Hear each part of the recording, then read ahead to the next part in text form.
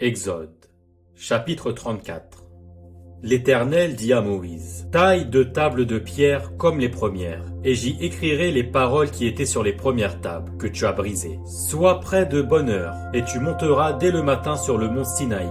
Tu te tiendras là devant moi, sur le sommet de la montagne.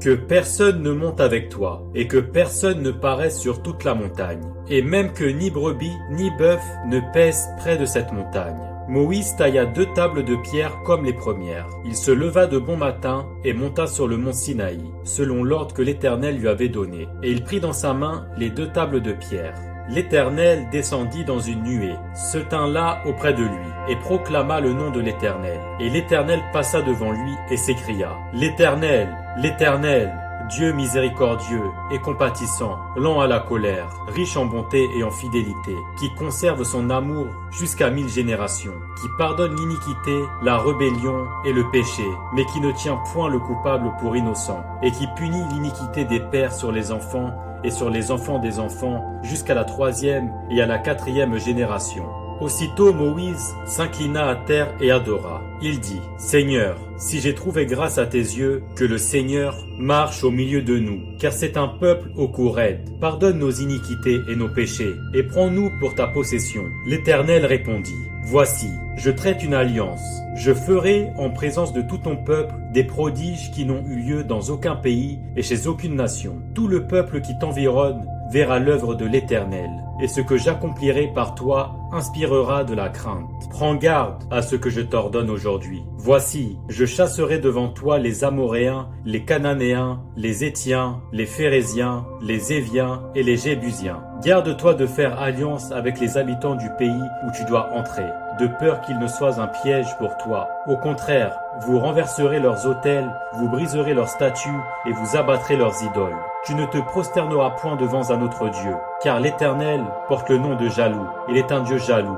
Garde-toi de faire alliance avec les habitants du pays, de peur que se prostituant à leurs dieux et leur offrant des sacrifices, ils ne t'invitent et que tu ne manges de leurs victimes, de peur que tu ne prennes de leurs filles pour tes fils, et que leurs filles se prostituant à leurs dieux n'entraînent tes fils à se prostituer à leurs dieux. Tu ne te feras point de dieu en métal fondu. Tu observeras la fête des pains sans levain pendant 7 jours, au temps fixé dans le mois des épis. Tu mangeras des pains sans levain comme je t'en ai donné l'ordre, car c'est dans le mois des épis que tu es sorti d'Égypte. Tout premier-né m'appartient, même tout mâle premier-né, dans les troupeaux de gros et de menu bétail. Tu rachèteras avec un agneau le premier-né de l'âne, et si tu ne le rachètes pas, tu lui briseras la nuque. Tu rachèteras tout premier-né de tes fils, et l'on ne se présentera point à vide devant ma face. Tu travailleras 6 jours, et tu te reposeras le 7e jour. Tu te reposeras même au temps du labourage et de la moisson. Tu célébreras la fête des semaines, des prémices de la moisson du froment, et la fête de la récolte